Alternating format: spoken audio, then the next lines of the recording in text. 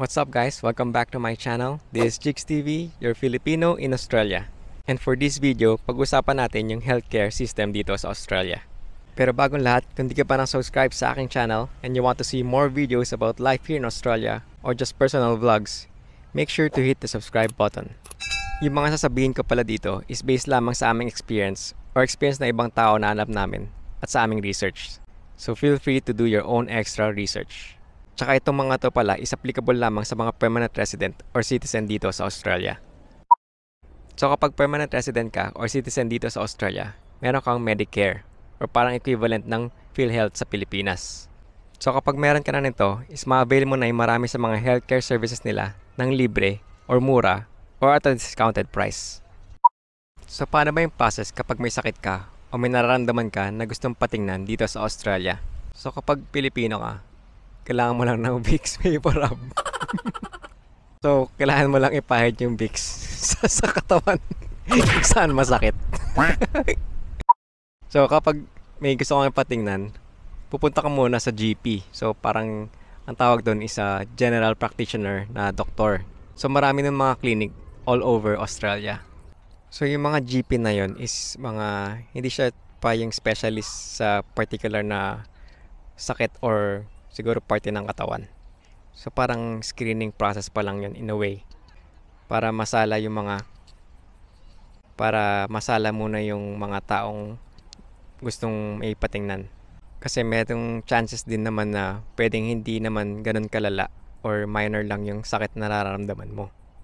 Baka bibigyan ka lang din ng Vicks. Pero yung biro ng mga Australian dito, usually na binibigay daw is Panadol. Yung parang painkiller. Kapag mga minor lang yata yan. Kunwari, terrible headache kapag gusto mo mag-leave sa work. So kapag meron kang Medicare, so i-present mo lang yung Medicare card mo dun sa mga GP or sa clinic ng GP. So dati, completely walang bayad yun. Pero recently kasi, nagtaas na ng rates yung mga doktor. So yung ibang suburb or clinic na mataas siguro yung rate ng doktor, may kailangan ka ng konting bayaran sa bawat check-up mo kahit pa may Medicare ka. Pero yung bayad na yun is hindi pa rin naman ganun kataasan compared sa rate ng sahod dito sa Australia. Tsaka tulad nga ng sinabi ko, yung ibang suburb or area or mga clinic ng GPs is completely wala ka pa rin kailangan bayaran kasi baka hindi pa ganun kataas yung rate nila. So kaya pa rin i-cover ng Medicare. So ayun, kapag may mga visit ka sa GP, papakita mo lang yung Medicare card mo. Tapos yun nga, yung iba completely libre pa. Tapos kunwari may mga gustong i-request yung GP na test na gusto niya ipagawa para sa inyo, tulad ng especially mga blood test, usually libre pa yun doon sa clinic or sa ibang lab test dito sa Australia, especially kapag requested ng GP. Parang covered pa rin siya ng Medicare. Kahit pa yata minsan yung ibang special type ng blood test, parang merong referral letter lang na ibibigay or gagawin yung GP para dun sa laboratory na kailangan niya ipakita. Tapos pati yung result or yung pagbasa ng result na yun, babalik lang ulit kayo sa GP para i-explain ng GP yung result nyo. Tapos yun, covered pa rin siya ng Medicare. Tapos ayun, wala na talaga kayong kailangan gawin. Papakita nyo lang yung Medicare card nyo or sasabihin nyo lang yung card number. Tapos wala na kailangan pang submit ng mga forms. Basta sila na yung bahala doon. Especially kapag may nakalagay na bulk billing accepted dun sa clinic na yon. So para siyang credit card ng parents nyo. Kapag medyo special case naman yung nakita na ng GP sa inyo, doon naman kayo kailangan ng i-refer ng GP sa specialist doctor. So kapag ganun, gagawa rin ng referral letter yung GP para sa inyo, para i-refer nga kayo dun sa specialist doctor. So yung mga consultation or check-up dun sa specialist doctor, may bayad na yon. Yung iba completely ikaw yung magbabayad, pero yung iba yata pwede pa yatang i-cover ng Medicare yung portion, pero hindi yata na ganun kalakihan.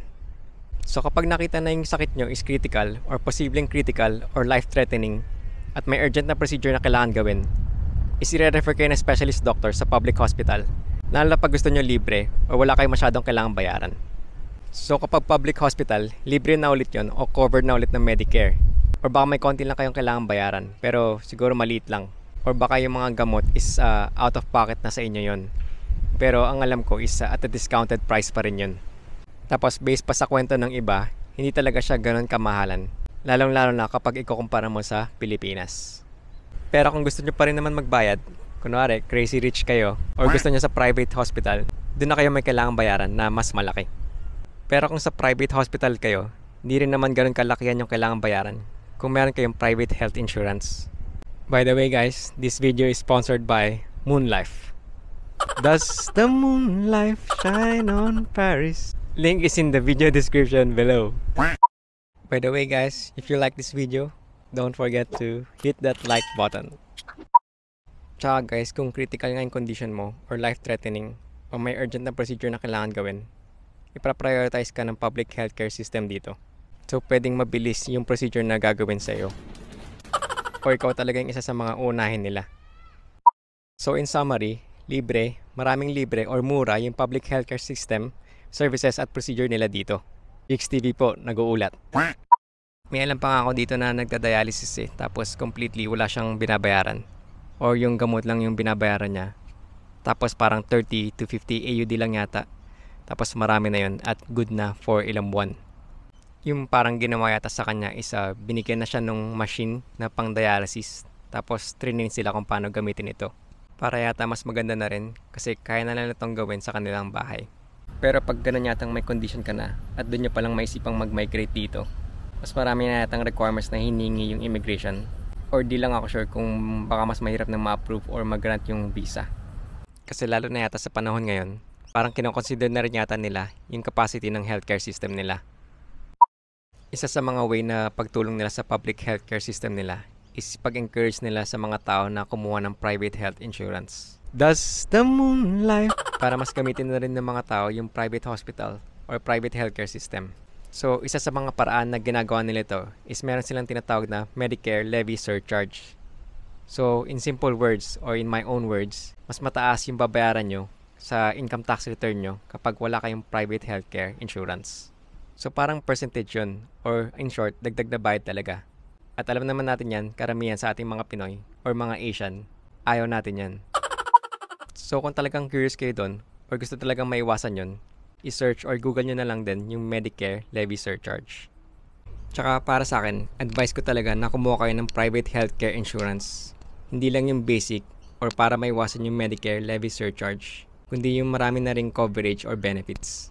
Kasi pwedeng may cases dito na meron kayong surgery or procedure na gusto ipagawa, pero hindi naman siya ganun ka-critical or urgent, lalo na kapag compared sa ibang tao.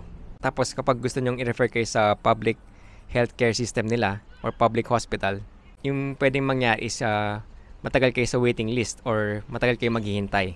Pero kung sanay naman kayo maghintay, lalo sa inyong the one, siguro okay lang. Or di lang ako sure, baka pwede ring may cases na hindi yun pwede sa public healthcare system. Yung procedure or service na kailangan nyo or gusto nyo. Tsaka maganda kung kukuha man kayo ng private healthcare insurance is kumuha na kagad kayo. Kasi meron din yung waiting period or vesting period para sa benefits. Search nyo na lang din or i-google yung private healthcare insurance kung gusto nyo. Para sa akin, di naman na din ganun kataas yung private healthcare insurance. Lalo na kapag i-consider mo na importante rin naman ito. At tsaka depende rin naman ito sa policy na pipiliin mo. Does the moonlight... So yun lang ulit guys sa ngayon. Sana nagustuhan nyo ulit yung video na ito. Be formless, shapeless, like water. At kung di nyo pa nagagawa, kindly hit that like button. At i-share yung video na to sa mga taong gusto nyong i-share. Thank you again for watching. God bless and see you on the next one.